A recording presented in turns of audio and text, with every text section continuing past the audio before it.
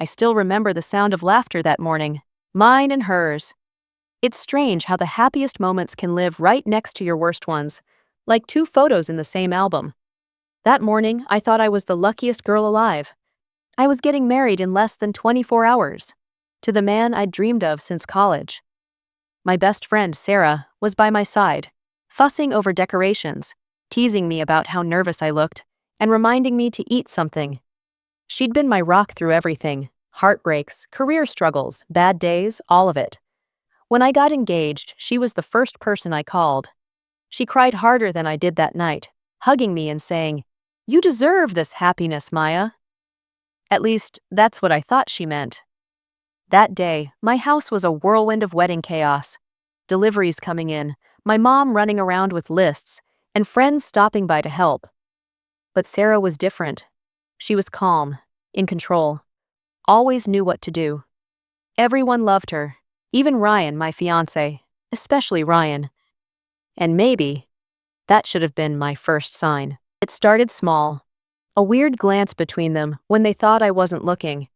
A few inside jokes I didn't get anymore. Late night messages she said were just checking wedding details. But I ignored it. Because when you love someone and trust someone, your mind doesn't go searching for cracks. You just assume everything's fine. I remember standing in front of the mirror that night, trying on my veil.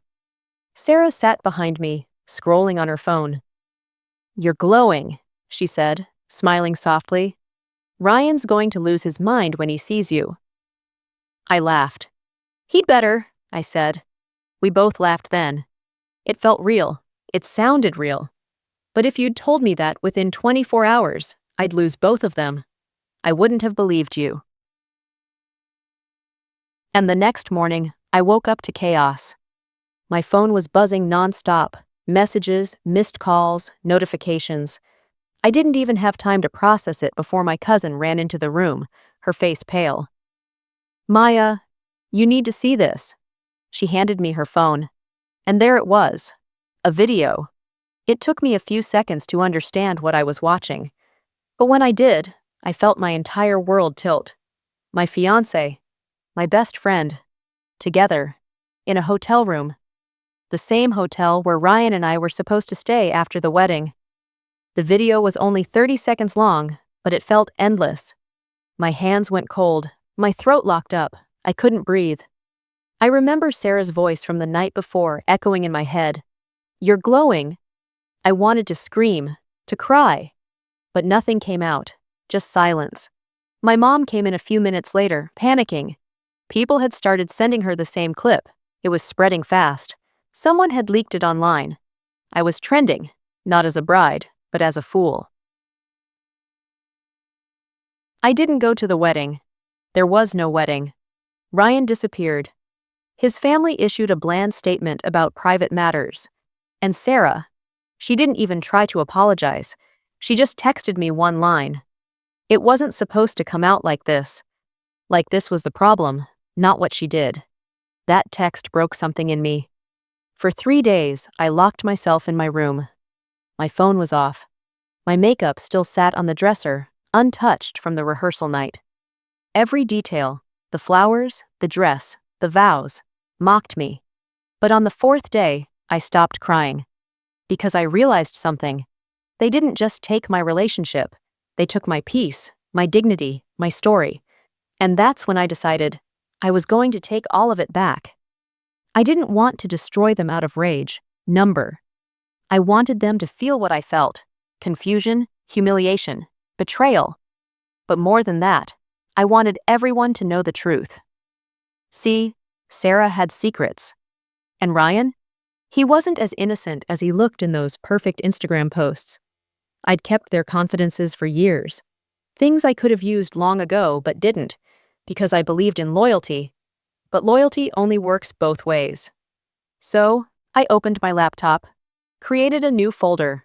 I named it Justice. And that's where my revenge began. That night, I posted a simple message on social media. Sometimes the people you trust most are the ones who dig your grave with a smile. Story coming soon. No names, no details. just enough to make people wonder. Within hours, my post went viral. Hundreds of comments. Everyone wanted to know what happened. And as I watched the numbers rise for the first time in days, I smiled. Because Sarah and Ryan had taken my wedding day, but I was about to take their entire world. After the post, the world leaned in. People messaged, called, DM'd me, some with kindness, most with curiosity sharp as knives. I ignored the noise and focused on one thing: the truth. If I was going to make them pay, I wouldn't do it with screams or melodrama. I would do it with evidence, timing, and a kind of quiet that felt louder than any shout. For the first week, I played the role everyone expected: the betrayed, the broken. I let them see the sadness. It earned me time. It earned me space. People stopped asking hard questions and started offering condolences. That made my job easier. I slept badly, in broken cycles of 2 hours at a time. During the small pockets of wakefulness, I became a detective. I started with what I already had: screenshots, old chats, little moments saved in my head that now looked like puzzle pieces. There was the voicemail Ryan left the month before. He called to say he couldn't make dinner because of a work emergency. The word emergency had always sounded hollow after that. There were texts from Sarah I had brushed off as sarcasm. Now each one felt loaded. I owed myself the rigor of someone who had nothing left to lose. I made lists. I mapped timelines. I printed messages, saved receipts, and archived everything on 2 separate drives. There's a strange clarity in cataloging betrayal. It turns a hurricane of emotion into a trail that leads somewhere. One of the first things I realized: people don't keep secrets perfectly. They leave breadcrumbs. Ryan and Sarah were sloppy in ways that even love couldn't disguise. They messaged in the early hours, when you assume lovers whisper sweet nothings. They met at work events that conveniently ended early. They used coded phrases I recognized now that the veil was lifted. Most importantly, they thought they had me fooled because I trusted them. That arrogance would be their undoing. I reached out quietly to 2 people I still trusted: Amir, a cousin who worked in IT security, and Layla, an old friend from university who had stayed on the fringes of my chaos and always had a level head. I needed help that wasn't emotional. I needed someone who could verify what I suspected without bias. I told them only the facts, short sentences, no melodrama. There's a video. I didn't post anything. I need help tracing it. That was all. Amir dug deeper into the metadata for me. It's funny how a few boring lines of code can undo an elaborate lie. He found timestamps, upload origins, small details that pointed to a mixture of deliberate exposure and sloppy fingerprints. The clip had been cropped and re-encoded. Someone wanted to make sure it hit every platform fast. That meant it was meant to hurt, not be hidden. Layla helped me map Ryan's calendar and cross-check messages. She found a string of installment payments for a hotel under a business alias. A pattern emerged. Every time Ryan had a conference, Sarah's phone showed movement in the same area. I saved and stored everything. I filled folders with labeled evidence: dates, messages, payments, witnesses. The work was methodical and cold, but it gave me something I hadn't felt in days: control. Control felt illegal at first. For so long I had given it away to smiles and promises. Now I took it back in the quietest way possible. Once I had the skeleton of the truth, I started thinking about the muscle. How to make those bones stand tall enough for the world to see. My instinct wasn't to ruin their lives instantly. There's a perverse satisfaction in watching people break something themselves. So I planned to use everything they had given me: their voices, their patterns, their arrogance. I created fake charity events, small meetups, nothing extravagant. I began inviting the right people, a mixture of family, mutual friends, and a few local bloggers who loved gossip disguised as human interest. But I wasn't inviting them for drama. I was inviting them to a story. I wanted witnesses who would later say, "I was there. I heard it. I saw her laugh. I saw him." There's a tactic in revenge that people rarely talk about. You have to seem harmless. I laughed in public. posted sad selfies with coffee mugs and teardrop filters, answered messages with short replies. People softened. Ryan's family, convinced of his pain, reached out to check on me, a phrase that made me shiver because of how performative it was. Whenever they crossed a line, I kept records. Whenever their stories shifted, I logged timestamps. I also started a private account under a name nobody would link to me. It was slow, careful work to build credibility without drawing suspicion. I followed a few local journalists, saved public posts, and quietly built a presence that could later be used to share the truth in a way my emotional posts couldn't. Direct, evidenced, unembellished. At night, between the planning and the small moments of rest, I replayed the 30-second clip until it lost and then reclaimed meaning. I watched details other people missed. The brand of the perfume on Sarah's wrist, the little scratch on the coffee table Ryan's watch brushed against. Things that tied them to that room like invisible threads.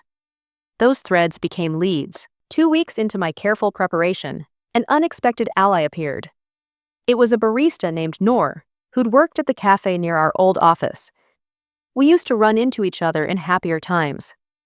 She messaged me a screenshot, a story she had seen from a woman tagged in a picture with Ryan and Sarah months before. In it, the woman wrote about nights that weren't what they seemed. Her caption was vague, the sort of passive complaint everyone keeps to themselves, but Noor had kept it. She remembered because it struck her as odd at the time. It was small, but it mattered. A stray observation from someone outside the loop carries weight because it is uninfluenced by the drama. I started reaching out. Gentle, careful messages to people who might have seen or heard things, but had thought nothing of it. Some ignored me. Some declined to talk. A few, like Noor, responded with fragments that fit the pattern I was assembling. By the end of the month, I could almost imagine the full picture. Secret texts, stolen afternoons, staged excuses for travel. They had built a narrative for themselves and for everyone else. That Ryan and I were perfect, that Sarah was the supportive best friend. They assumed their curated life would silence any contradictions. They assumed I would crumble and disappear. They forgot how stubborn I could be when stripped bare. In the middle of this work, I discovered something else about myself. I started to want justice without malice. Revenge, as I practiced it, stopped being about making them hurt the way I had. It became about unmasking their lies so other people wouldn't be dragged into the same story. I wanted my dignity back, yes, but I also wanted authenticity reinstated into a world that had been glossed over with filters and rehearsed smiles. I made 2 promises to myself. First, I would never stoop to the level of humiliating them for fun. Second, I would be precise. No theatrics, no impulsive posts at 3 a.m., no gotcha moments without foundation.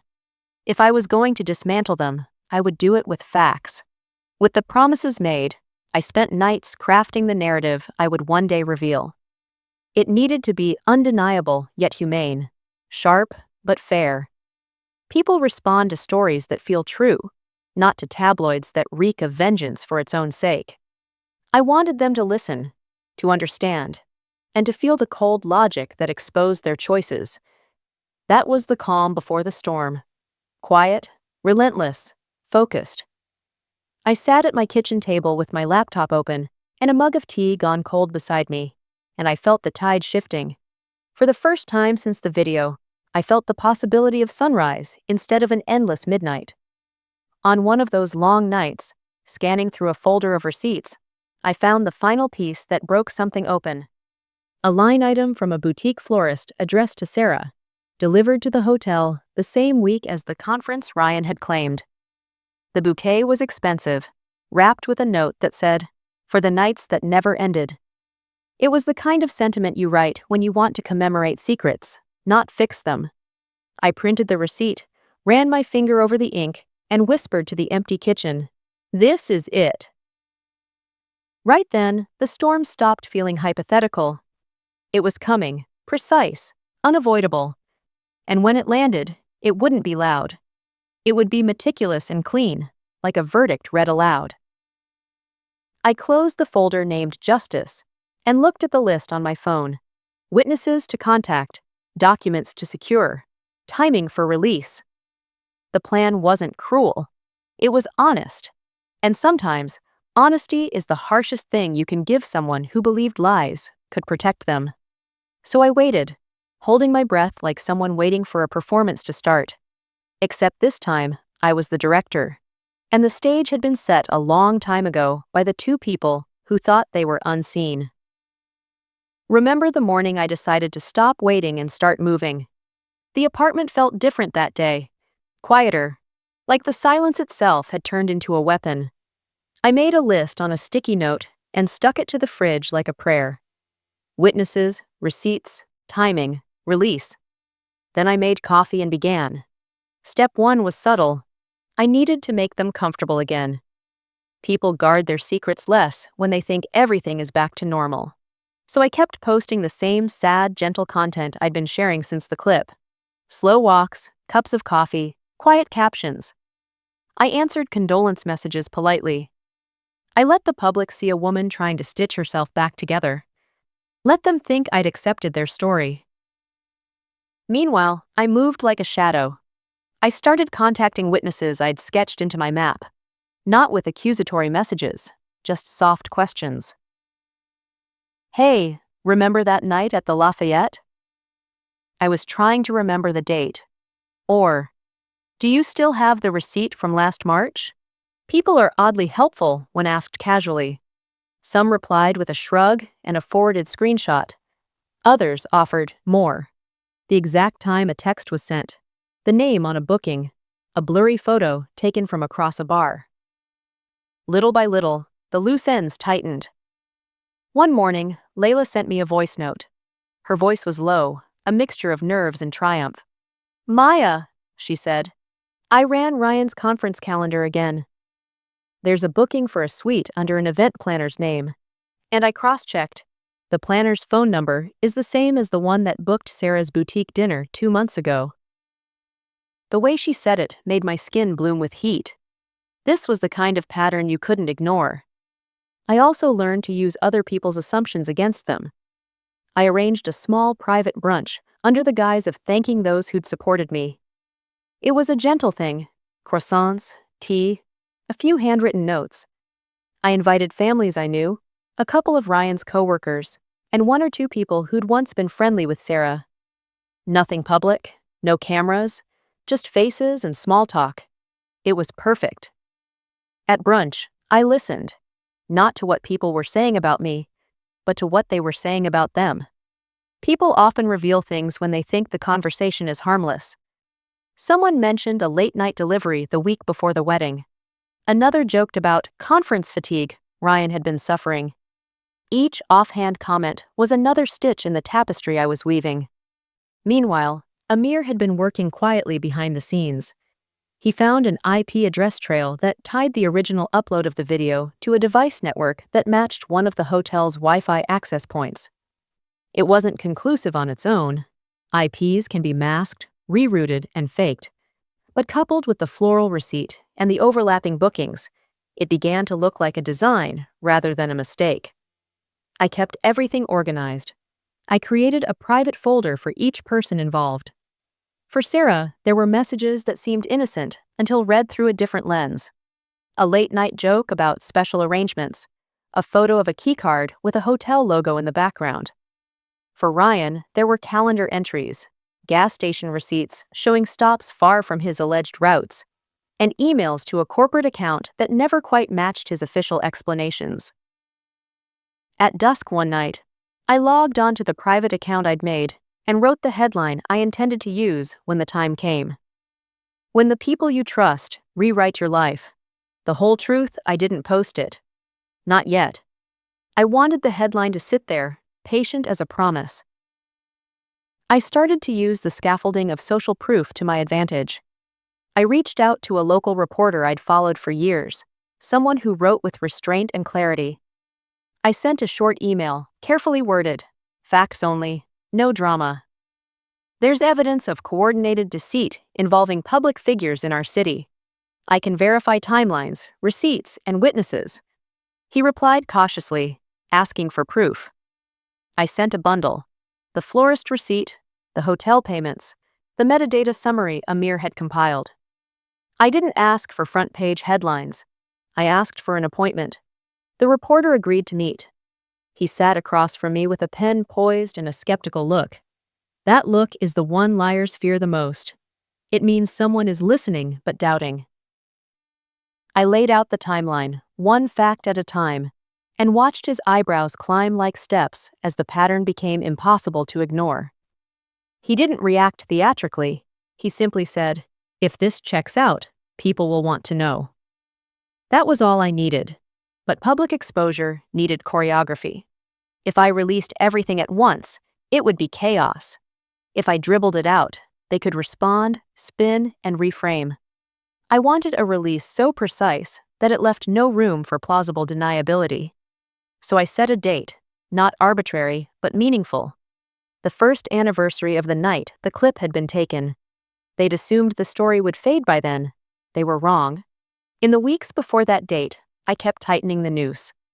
I coordinated with the reporter to ensure that when the initial story went live, it would include verified evidence and the names of the witnesses who could corroborate it. I also prepared one other thing: a short video of my own. It was simple. Me, speaking directly to camera, calm and composed. No theatrics, no tears. I recited the facts, exactly as they were, and I ended with a question. Do you want your version of us to be the only one people remember? The intention was clear. I was reclaiming the narrative. Sarah had no idea any of this was happening. She was busy living a life where her mistakes were private, certainties untouched by daylight. Ryan, too, continued his routines, meetings, his polished Instagram posts, the kind of performative grief that looks good in photos. The arrogance of a clean public image can make people blind. It made them predictable. In one small, deliberate move, I planted seeds of doubt among their inner circle.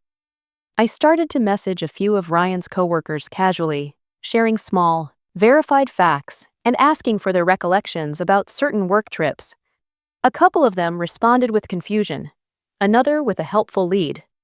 One of them forwarded me an internal memo that referenced a client dinner in a city I'd already marked in my timeline.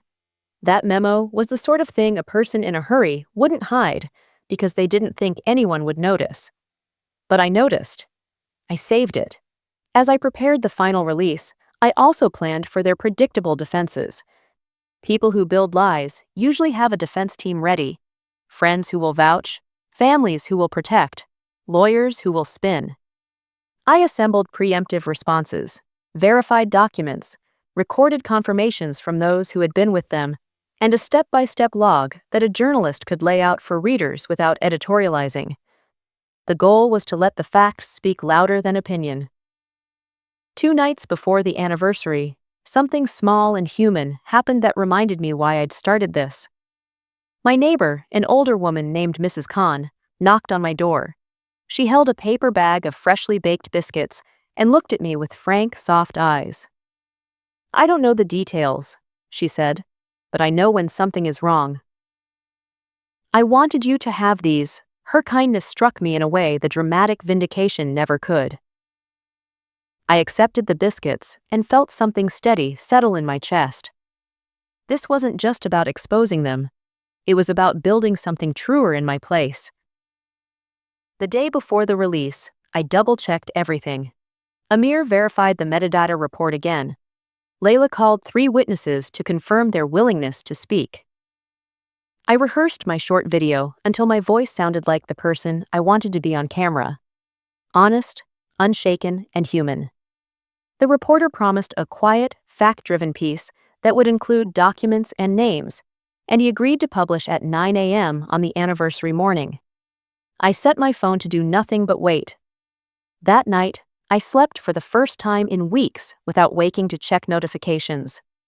It was a shallow sleep, but it was sleep, and that small mercy felt like proof I hadn't been completely swallowed by the rage and humiliation that had defined me for so long. When I woke up the next morning, the city was the same as the night before. Birds, traffic, people hurrying. But I knew the quiet I'd kept was about to become noise. I made coffee, sat down, and opened my laptop. My heart thudded in a steady, controlled rhythm. I clicked the link as the clock turned 9. What happened next would change everything, not just for them, but for me. At exactly 9 a.m., the story went live. The headline was simple, factual, almost quiet in tone. Betrayal behind the wedding. Hidden truths exposed. No exclamation marks, no dramatics, just a statement that demanded to be read. Within minutes, it was everywhere. Screenshots, retweets, story reposts, spreading like wildfire through the same social networks that had once burned me alive. Except this time, I wasn't the victim. I was the author. I sat by my window, laptop open, watching the comments refresh in real time. It felt surreal to see strangers discuss the same story that had once crushed me, except now they were on my side. Wait, wasn't she the girl from that wedding video last year? Oh my God, her best friend. That's cold. She handled it better than I would have. Every line was a ripple of validation. Small digital echoes saying, "We see you. We believe you." And the article itself was surgical. The reporter had kept his promise. Every word was fact-checked. Every claim supported with evidence. The florist receipt, the hotel bills, the metadata trail from Amir, the matching timestamps, and, most damning of all, screenshots of private messages between Ryan and Sarah confirming the timing of the video's upload. They had planned it. Not a drunken mistake. Not a heat-of-the-moment lapse. A decision. Reading it printed like that made my hands tremble. I'd known it, of course, but seeing your pain turned into evidence is something else entirely. It's closure with edges. By 10 a.m., the comments had turned. The same people who'd mocked me a year ago now filled my feed with apologies and sympathy. I remember when everyone blamed her. Turns out she was the only honest one. She took her time. That's power revenge served with receipts. Sarah's accounts went private within an hour. Ryan's company issued a vague statement about personal matters impacting professional performance. The internet translated that instantly. He's guilty.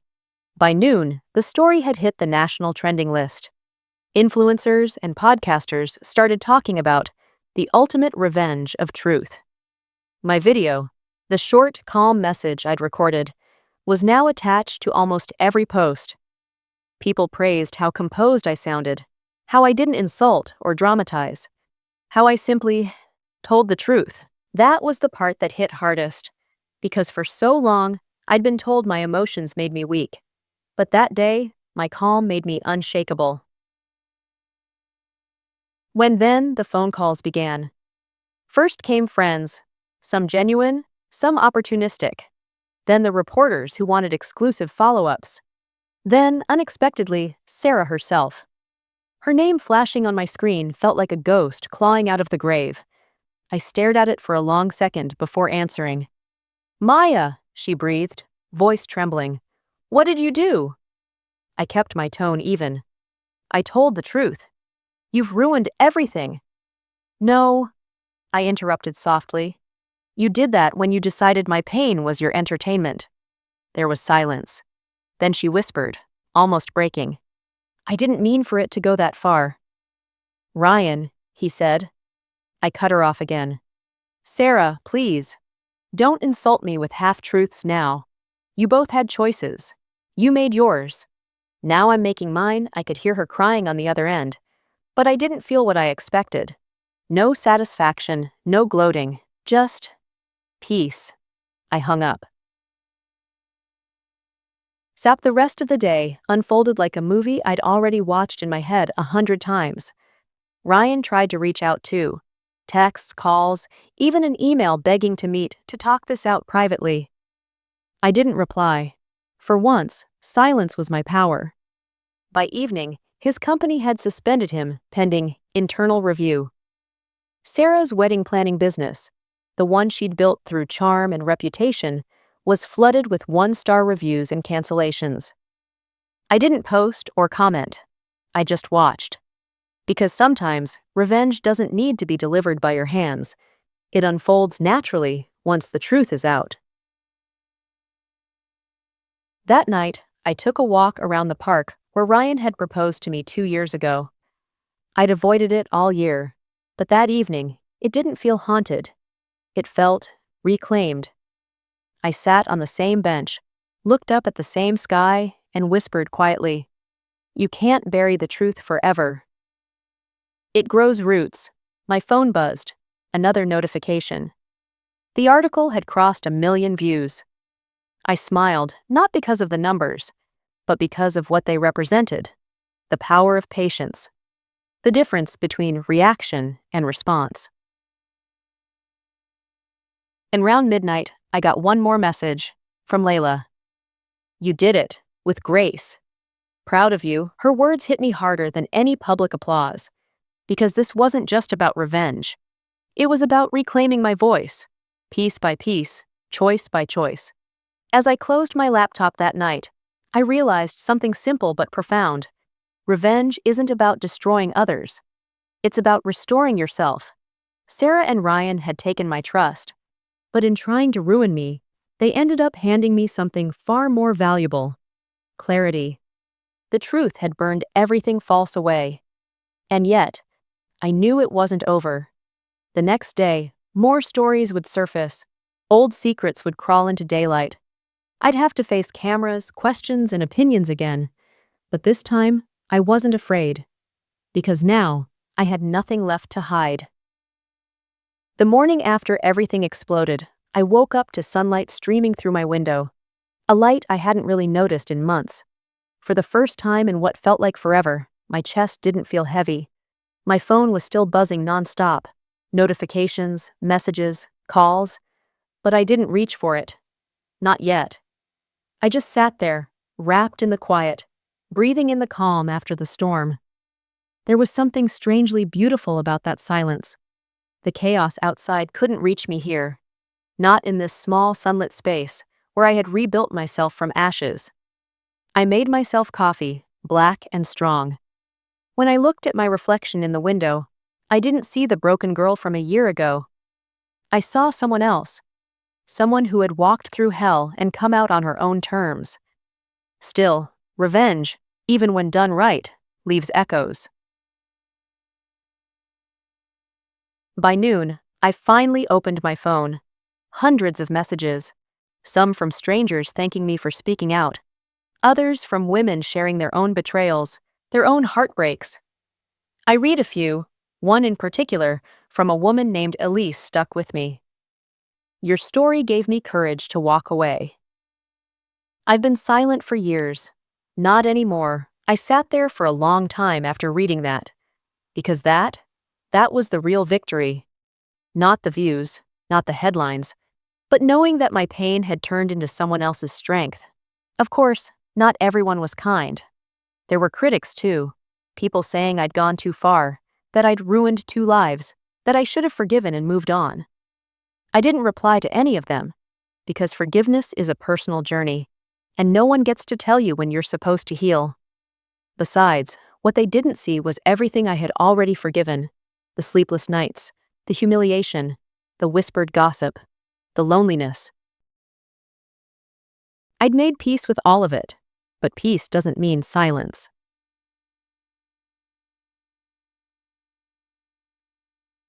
Later that day, I met Layla at a small cafe downtown. She was already there when I arrived, laptop open, hair tied back, her smile wide and proud. "Look at you," she said as I sat down. "The internet's favorite phoenix." I laughed softly. "Don't start."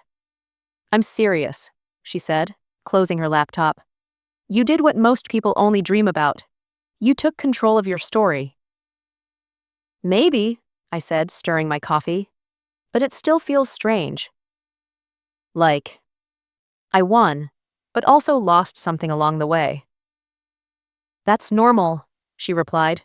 "Revenge isn't clean. It's messy, it's emotional, but sometimes it's necessary. You didn't destroy them, Maya. You exposed them. There's a difference." Her words sank deep. Because she was right. I hadn't lashed out. I'd simply held up a mirror. And what they saw there destroyed them more than I ever could have. Well, as the week went on, my life started to change again. A few news outlets reached out to me for interviews. One even suggested turning my story into a podcast. I said no to most. I didn't want to become that girl, the betrayed bride who went viral. I wanted to move forward, not live in that wound forever. But I did agree to one, a live podcast hosted by a woman named Carla, who focused on stories of resilience. I liked her approach, gentle, thoughtful, not sensational. When I sat in the studio, the mic in front of me, Carla smiled and asked, "If you could say one thing to your younger self, the version of you who just found out about the betrayal, what would it be?" I thought about it for a long moment. Then I said quietly, "Don't rush to erase your pain. It's part of the story that will one day set you free." Carla nodded, eyes soft. "That's powerful." I smiled faintly. "It's honest." The episode aired a few days later and blew up instantly, not because it was scandalous, but because it was raw. People weren't just listening to the story anymore. They were listening to the recovery. And in that, I found something new. A sense of purpose. I started writing again, not revenge pieces, but reflections about healing, trust, and self-worth. My articles were about learning to rebuild after betrayal, about finding strength in solitude. To my surprise, they resonated. My inbox filled with messages from readers who said my words helped them feel less alone. I realized then, my revenge had already done its job. Now it was time for rebirth. One evening, as I scrolled through my old wedding photos, the ones I'd once deleted in anger but later recovered, I stopped on a picture of me and Sarah laughing together, arms around each other. For a moment, I felt a tug of sadness. Not anger, not bitterness, just sadness for what could have been. People think revenge is the end of the story, but it's not. It's a turning point, the bridge between who you were and who you're becoming. I closed the photo and whispered, "I forgive you, but I'll never forget." And that felt enough. The following weekend, I went back to my parents' home, the first time since the wedding that I'd stayed there overnight. My mom hugged me tightly, longer than usual. My dad just said, "Proud of you, kiddo." At dinner, we didn't talk about Ryan or Sarah. We talked about life, plans, work, little things that mattered more. And for the first time in a long time, I laughed. Really laughed. After everyone went to bed, I sat on the porch, looking up at the stars. There was no ache left, just quiet acceptance. As I watched the night sky, I realized something simple. Revenge had been my closure, but truth had been my salvation. Sometimes you don't get justice from the world. You have to create your own version of it. And sometimes that justice isn't about hurting someone. It's about reclaiming everything they tried to take from you. My peace, my voice, my worth. And as I finally let the night air fill my lungs, I whispered to myself, "This is what freedom feels like." Months passed. Life was quiet again. Almost too quiet. My mornings were peaceful. Coffee, emails, the sound of birds outside my apartment window. I'd begun freelance writing full-time, sharing stories about resilience and rediscovery. People related to them because they were real. They weren't just about heartbreak, but about healing. I had moved on. Or at least, I thought I had. Until one random Tuesday afternoon, I saw his name light up my phone screen. Ryan. My heart stopped. It had been nearly 8 months since everything fell apart. I hadn't heard a single word from him since the podcast, since the storm. But there it was. A text, short and heavy. "Maya, I know I don't deserve it, but can we talk?" I stared at it for a long time. My hands trembled. Not from fear, but from the flood of memories that came rushing back. The betrayal, the heartbreak, the humiliation. And yet, beneath all of it, a strange curiosity. What could he possibly want now? I didn't reply. Not right away. I closed my laptop, walked outside, and tried to breathe. The world felt smaller again, like it had shrunk back to that day before the wedding. But I wasn't that same girl anymore. That night, I told Layla about the message. She nearly dropped her glass. "You're kidding me!" "No," I said, showing her my phone. "Unbelievable." She leaned back, shaking her head. "Let me guess. He's miserable now?" I gave a small laugh. "Probably. But I don't care."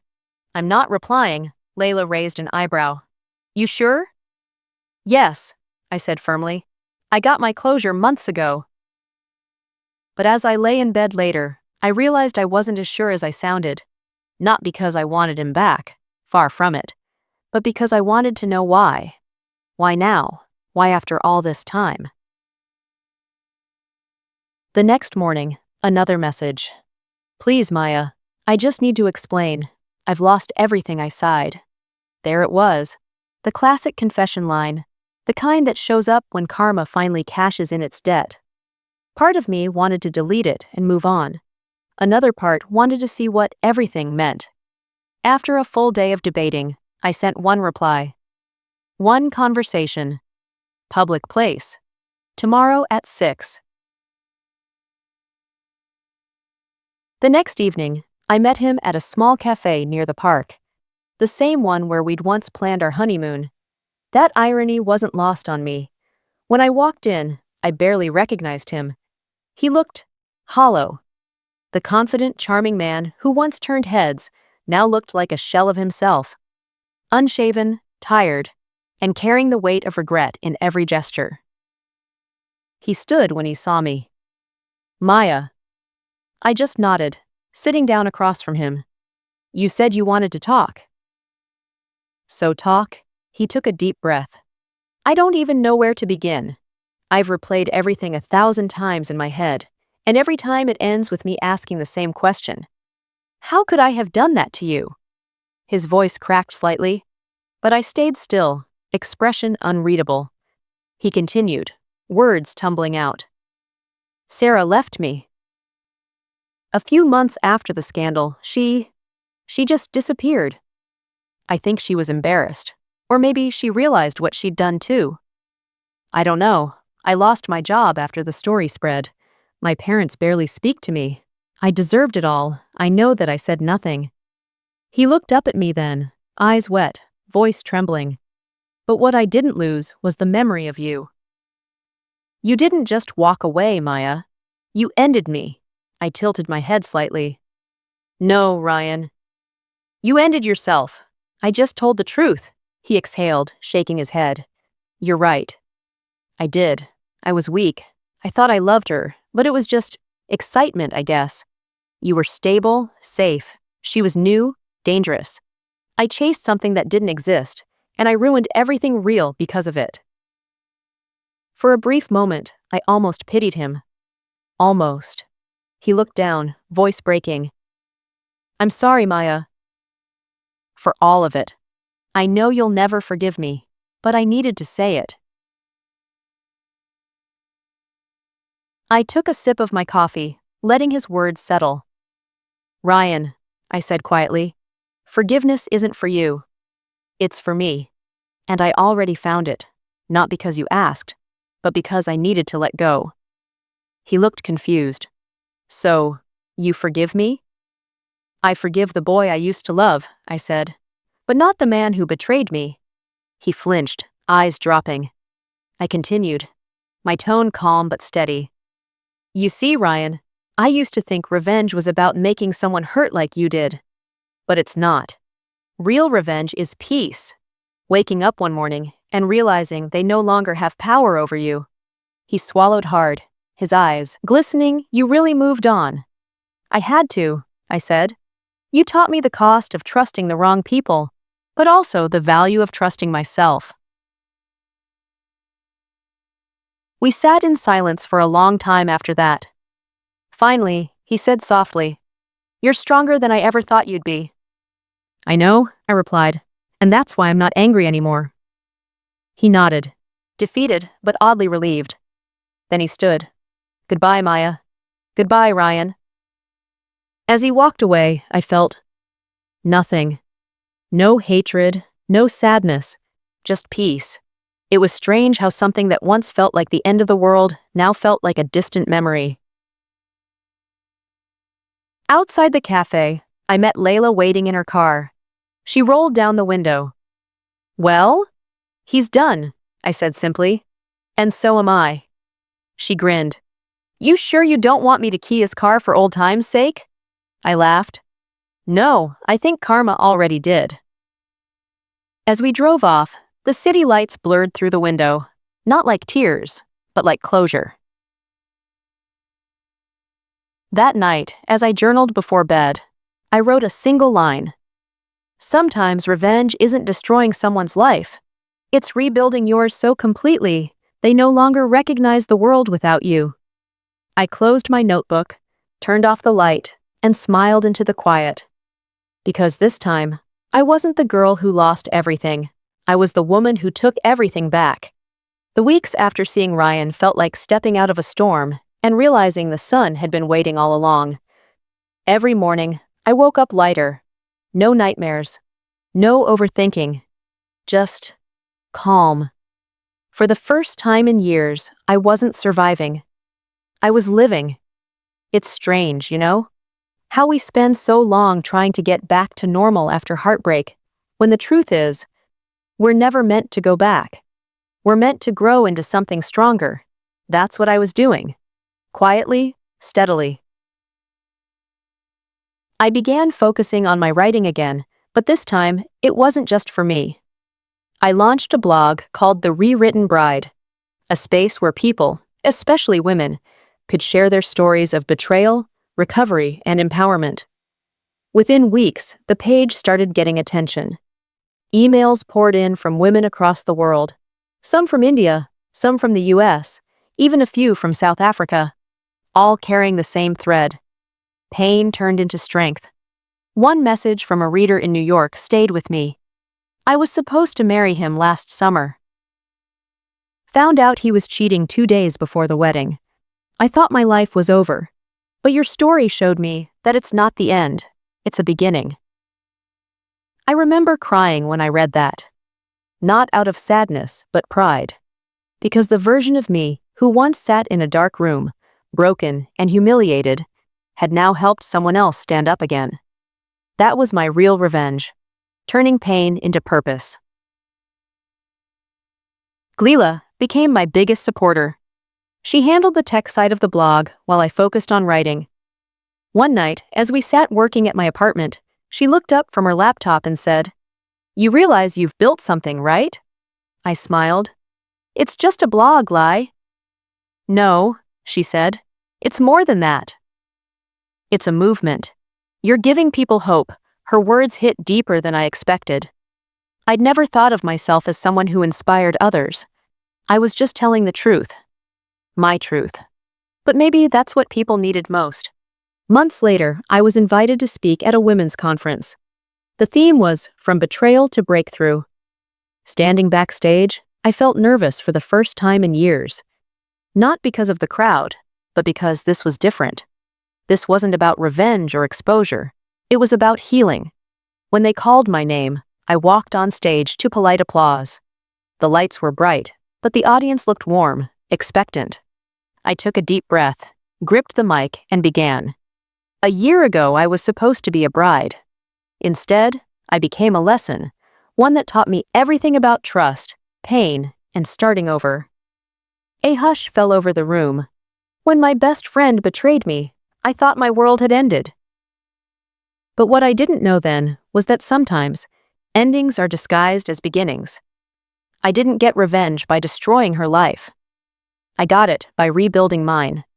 People listened, some teary-eyed, some nodding quietly. We often wait for someone to apologize, to make things right. But healing starts the moment we stop waiting, the moment we choose ourselves over the ones who broke us. The applause that followed wasn't loud. It was heartfelt, a kind of quiet respect that said, "We understand." After the talk, several women came up to me, sharing their stories. One of them, an older woman with silver hair, held my hand and said softly, "You reminded me that forgiveness doesn't mean weakness. Thank you. That one sentence made every sleepless night worth it." A few months after the conference, I was approached by a small publishing house that wanted to turn The Rewritten Bride into a book. I hesitated at first. Part of me wasn't sure if I wanted to reopen those wounds. But another part of me knew this was my final chapter, not of pain, but of closure. So I said yes. Writing the book was harder than I thought. I had to relive every moment, the trust, the betrayal, the heartbreak, the revenge. But this time through the lens of healing. Every chapter ended with something I wished I had known back then. Something like, "You don't lose people when they betray you. They lose you." Or, "Silence is a form of revenge too, the kind that heals instead of hurts." When it was finally published, the book did better than I expected. But what mattered more than sales were the letters from readers saying, "Your story became my mirror."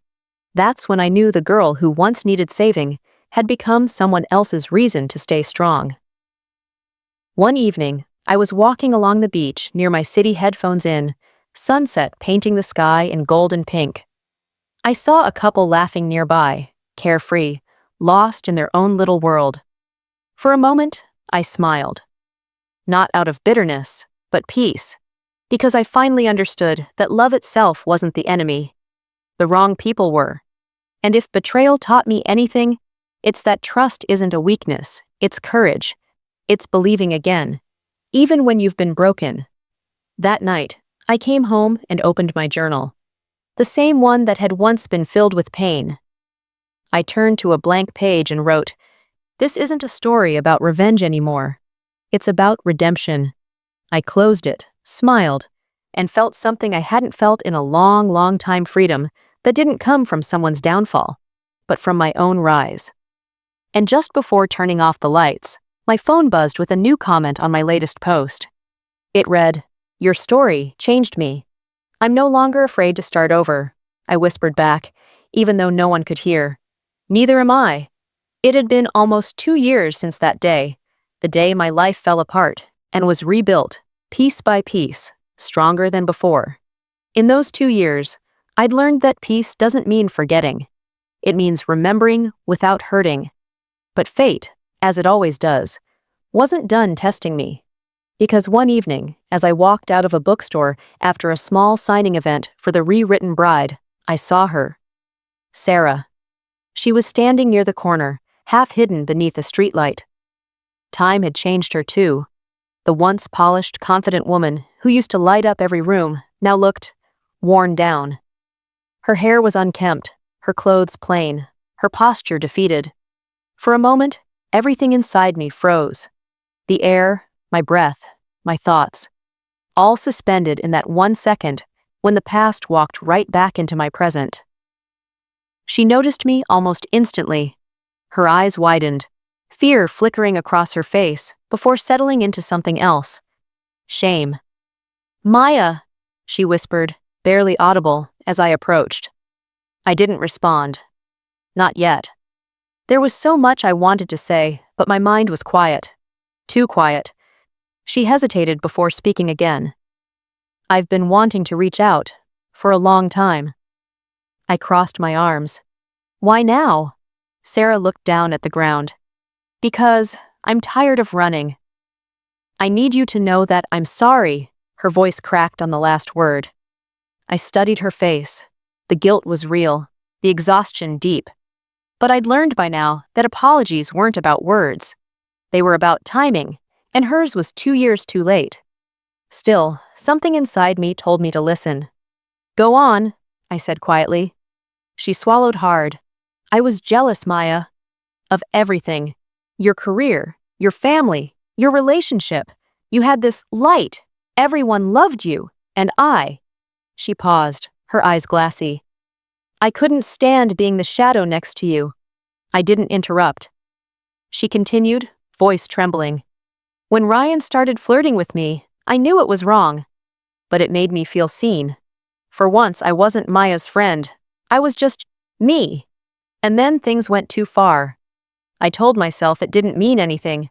But when you found out, she exhaled shakily, I realized I'd destroyed the only real friendship I ever had. I looked at her for a long moment, feeling something unexpected. Not rage, not satisfaction. Just sorrow. Because beneath all that betrayal was a broken person who had chosen the wrong way to feel important. Why didn't you say any of this back then? I finally asked. She gave a sad smile. Because I thought I could live with it. But every day, every post, every time I saw your story online, it reminded me of what I did, what I lost. Her voice dropped. I saw your talk at the conference, you know. You said forgiveness isn't weakness. I've been holding on to that ever since my throat tightened. That line, one I'd said to help others, had somehow reached her too. We stood there in silence for a few moments. The city buzzed around us, people passing by, unaware that two women were standing at the intersection of pain and redemption. Finally, she looked up at me, tears in her eyes. I don't expect forgiveness. I just needed you to know. I never stopped regretting it. For the first time, I saw not the girl who betrayed me, but the woman who had been eaten alive by her own guilt. I sighed softly. Sarah, I did forgive you. A long time ago, her eyes widened. You... what? I forgave you for me, I said. Because holding on to hate was like drinking poison and expecting someone else to die. I just never thought I'd say it to your face. A tear rolled down her cheek. I don't deserve it.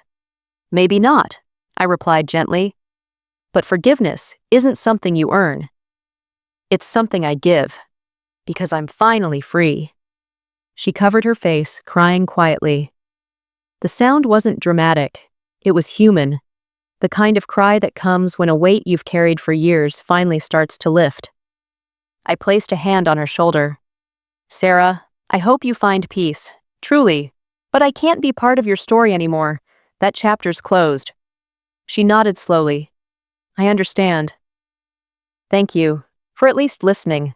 I gave a faint smile. Take care, Sarah. And with that, I turned and walked away. Every step I took felt lighter, like the last thread tying me to that painful past had finally been cut. As I walked toward my car, I looked back one last time. Sarah was still standing there, under the streetlight, crying. But this time, it wasn't my burden to carry. For years, I'd imagined this moment. Her begging for forgiveness. Me finally getting to say everything I couldn't before. But now that it had happened, I realized I didn't need vengeance anymore. I'd already won the moment I let go. Because true revenge isn't about making someone hurt. It's about being so healed. Their power over you no longer exists, real.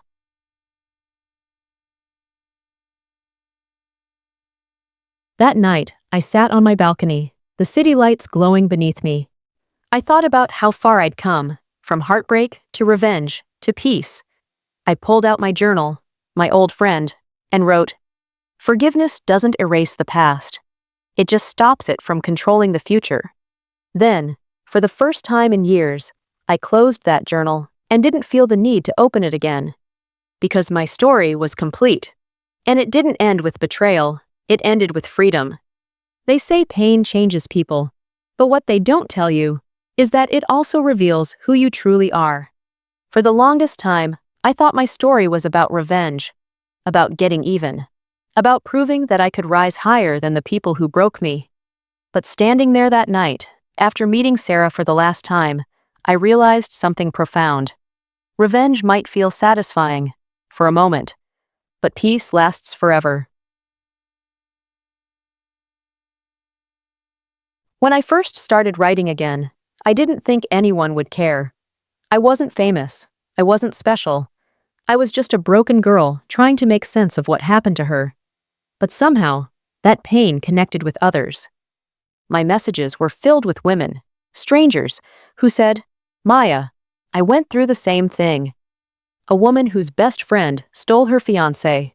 A sister betrayed by family. A mother abandoned by the man she trusted most. And I realized, my story wasn't just mine, it was ours. Because betrayal, as ugly as it is universal. But so is healing. One evening, I was speaking at a women's support group, a small room filled with people who had faced heartbreaks, losses, and lies. A young woman stood up and said, "How did you forgive her? I can't even think about my friend without wanting to scream." I smiled softly and told her the truth. I didn't forgive her because she deserved it. I forgave her because I deserved peace. The room went silent. I went on. Revenge is tempting because it makes us feel powerful. But forgiveness, that's real power. It's not about letting them win. It's about saying, "You don't control me anymore." In time, I stopped introducing myself as the girl who got betrayed. I became Maya, the writer, the speaker, the woman who rebuilt herself. I started teaching creative writing workshops, helping others use their own pain as fuel for expression. Because sometimes the best revenge isn't to destroy, it's to create. One student once asked me, "Do you ever wish it hadn't happened?" I paused for a long time before answering. "Every part of me wishes it hadn't," I said. "But every part of who I've become knows it had to. Because without that betrayal, I wouldn't have discovered my strength. Without losing everything, I wouldn't have found myself." Sometimes I still dream about that night before my wedding, the laughter, the lights, the dress hanging untouched in the corner. And instead of feeling sadness, I now feel gratitude. Not for the betrayal, but for the lesson. It taught me that love isn't just about trusting others. It's about trusting yourself. It taught me that some endings are actually beginnings in disguise. And it taught me that sometimes, the best thing you can say to the person who hurt you is nothing at all. Just live better, love deeper, and move on. Last week, as I left a talk at a university, a girl stopped me. She must have been around 20, nervous, clutching a copy of my book. She said, "Your story gave me courage to leave someone toxic." Thank you, and in that moment, I knew that everything I'd gone through, every tear, every sleepless night, every heartbreak, had a purpose. My pain had become someone else's hope. That was the real revenge. Later that night, I sat by my window, watching the city lights shimmer below. I whispered softly to myself, I survived it all. Not because I was unbreakable, but because I chose to rebuild. And with that, I finally felt it. The quiet, unshakable peace of a woman who has lived through betrayal, revenge, and forgiveness, and come out whole. Because the truth is, you don't need to destroy them to win. You just need to rise so high that they can never touch you again. That's the real victory. That's the real revenge.